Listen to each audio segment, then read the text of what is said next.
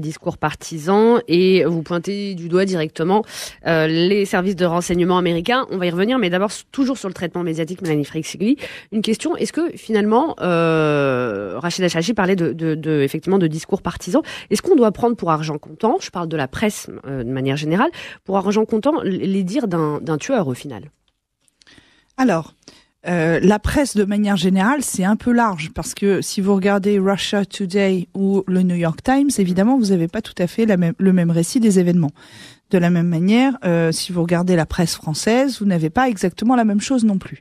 Dans l'ensemble, la presse a fait relativement son travail en ce sens que effectivement, elle a rapporté les propos du tueur, c'est normal de le faire.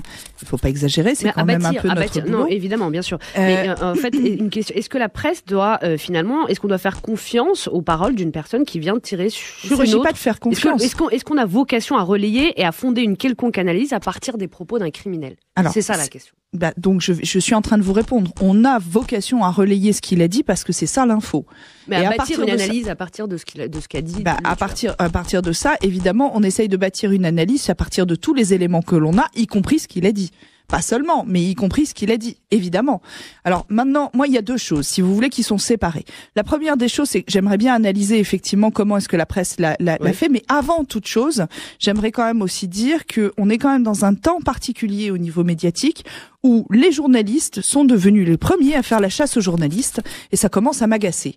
En fait, ça commence à me courir sur le haricot, et là, que l'on soit les premiers à nous saboter. Avec cette question, vous pensez qu'on fait on est en train de faire la chasse aux journalistes? Tout le monde le fait. Tout le monde le fait. Voir comment on traite de manière médiatique cette affaire. Et en posant des questions qui sont, est-ce qu'on a vocation à faire, c'est-à-dire des questions qui mettent, mais c'est pas un reproche que je vous fais. L'intégralité de la presse fait ça aujourd'hui, mettre en accusation les journalistes eux-mêmes. C'est très intéressant comme fonctionnement. Mais cette question, dans cette question, on met en accusation personne. Excusez-moi, j'aimerais quand même finir mon raisonnement. Ça, c'est le premier point qui m'embête. On essaie de chercher la vérité. Oui. Alors, la vérité n'existe pas, ou alors elle est ailleurs. Demandez à Scully et Mulder. Quoi qu'il en soit, en ce qui me concerne, j'essaye juste d'avoir une analyse la plus développée possible. Et je vous dis déjà, dans un premier temps, on est dans un temps médiatique particulier où nous sommes les premiers à nous tirer dessus.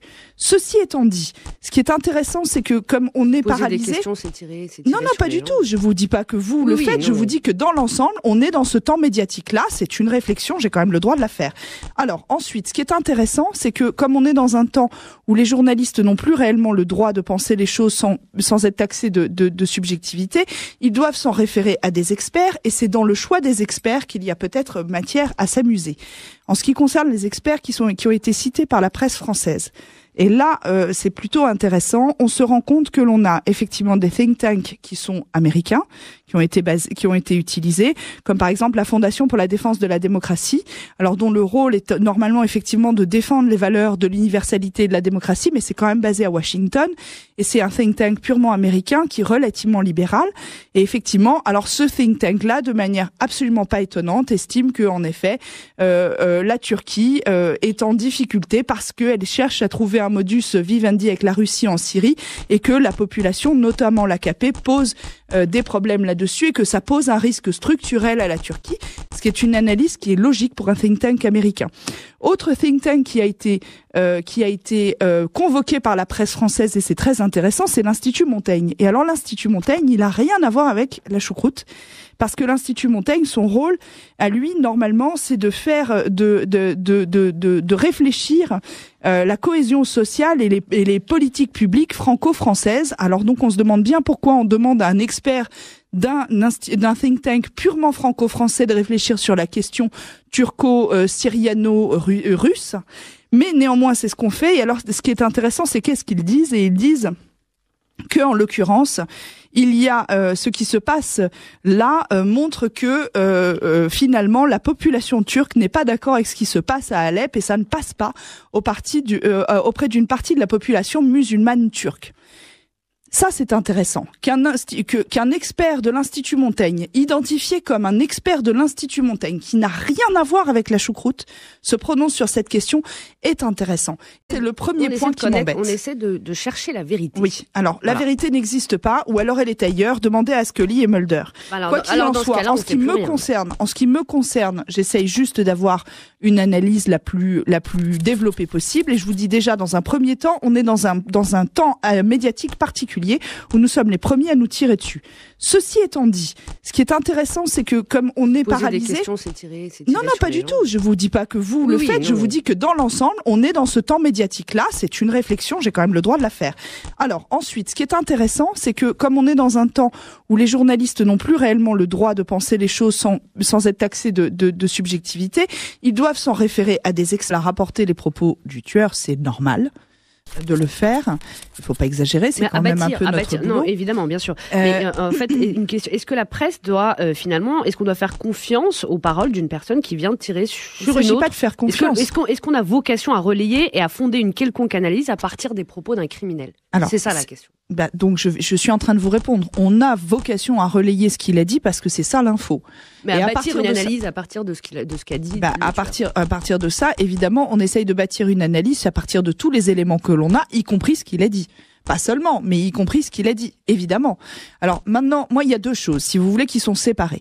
La première des choses, c'est que j'aimerais bien analyser effectivement comment est-ce que la presse l'a fait, mais avant toute chose, j'aimerais quand même aussi dire que on est quand même dans un temps particulier au niveau médiatique où les journalistes sont devenus les premiers à faire la chasse aux journalistes, et ça commence à m'agacer. En fait, ça commence à me courir sur le haricot, que l'on soit les premiers à nous saboter. Avec cette question, vous pensez qu'on fait on est en train de faire la chasse aux journalistes ? Tout le monde le fait. On est juste en train de voir comment on traite de manière médiatique cette affaire. Et en posant des questions qui sont, est-ce qu'on a vocation à faire, c'est-à-dire des questions qui mettent, mais c'est pas un reproche que je vous fais. L'intégralité de la presse fait ça aujourd'hui, mettre en accusation les journalistes eux-mêmes. C'est très intéressant comme fonctionnement. Mais cette question, dans cette question, on met en accusation personne. Excusez-moi, j'aimerais quand même finir mon raisonnement. Ça s'espère, et c'est dans le choix des experts qu'il y a peut-être matière à s'amuser.